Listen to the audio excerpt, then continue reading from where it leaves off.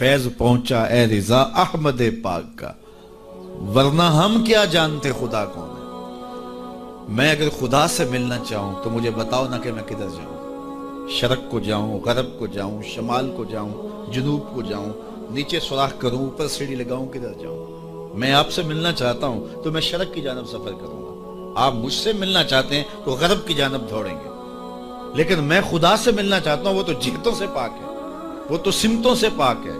तो उसको मिलना चाहूं तो बताओ किधर जाऊं। अल्लाह अकबर। आइए जरा कुरान को असलूब देखिए। वाइजा साला का इबादी अन्नी फइन्नी करीब। हबीब मेरे बंदे तेरे पास आके मेरा पूछते हैं। बंदे मेरे हैं, मुझे ढूंढते ढूंढते तेरे पास आ गए और तेरे पास आके फिर मेरा पूछने लगे। फइन्नी करीब, उन आने वालों को बतला दीजिए कि मैं दूर नहीं हूं, नेड़े ही। फा ताकीबिया के बाद उलमाए तफसीर ने लिखा कि कुल मुकद्दर है, यहां कुल मानना पड़ेगा। फइन्नी करीब ए फकुल इन्नी करीब, उनको कह दीजिए कि वो दूर नहीं, आगे हो तो मिल जाएगा। यह है तर्जुमा कुल के मुकद्दर मानने से। लेकिन सूफिया फरमाते हैं कुल को मुकद्दर मानने की जरूरत ही क्या है, बात ही सीधी है।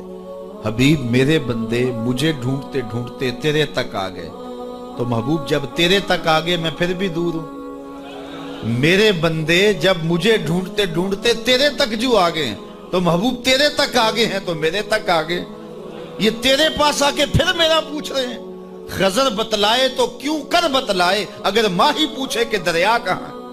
अगर मछली छलांग लगा के होते खा के फिर पूछे कि दरिया किधर है तो खजर क्या बताएंगे उससे। महबूब तेरी गली में आके मेरा पूछते हैं, जो तेरे पास आ गए वो मेरे पास आ गए, क्योंकि तेरे तक पहुंचना ही तो मेरे तक पहुंचना है। और मेरे इमाम फिर बोले बखुदा खुदा का यही है दर, नहीं और कोई मफर मकर, जो वहां हो यहीं आके हो, जो यहां नहीं वो वहां नहीं। वही लामकां के मकी हुए, सरे अर्श तख्त नशी हुए।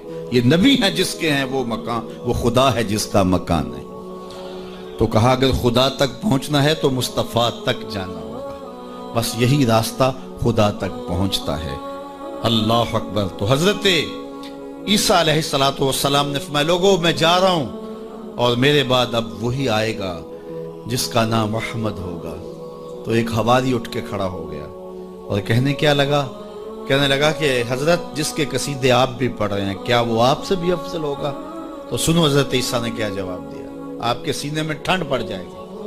वैसे थोड़ी सी तकरीर मैं और करूंगा, लेकिन मैं यही भी छोड़ दूं तो आप नाराज नहीं होंगे, इसलिए कि बात इतनी है कि पूरा साल आप पर नशा तारी रहेगा। अल्लाह अकबर। कहा हजरत जिसके कसीदे आप भी पढ़ रहे हैं क्या आपसे भी अफजल होगा। तो सुनो हजरत ईसा ने क्या जवाब दिया। इंजील बरनबास में आज भी ये लफ्ज मौजूद है। तो हजरत ईसा अलैहिस्सलाम ने कहा अफजल होने की बात करते हो, वो तो इतनी अजमतों का हामिल है, अगर उसके नालैन के तस्मे खोलने की सआदत इब्ने मरियम को मिल जाए तो यह भी मुकद्दर की बात है, यह भी बख्त की बात है कि उनके नालैन के तस्मे खोलने की सआदत मिल जाए।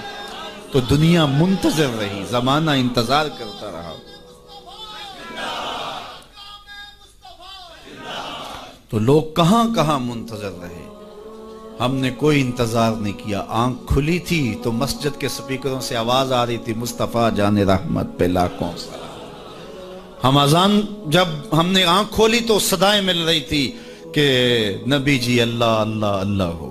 तो हम कितने खुश नसीब हैं, कितने बख्त वाले हैं कि हमें आगोशे मादर में हुजूर का नाम मिल गया, कोई इंतजार ही नहीं करा। इकबाल कितने फख्र से कहा करते थे नामे तो अज पिदर आमोख्तम। हुजूर आपका नाम मैंने अपने बाप से सुना था, आपका नाम मैंने अपने बाप से सुना था, आपके दरूद की लोरी अपनी माँ से सुनी थी, अपनी बहन से हुजूर का प्यार सुना। तो ये हमें मुयस्सर आया। खुश नसीब है हम लोग कि हमें ये दौर मिला। हाँ एक हमें अफसोस होता है कि कभी हुजूर के दौर में होते, वो लम्हे मुयस्सर आते, लेकिन मेरे आका जानते थे मेरे उम्मती बाद में तड़पेंगे।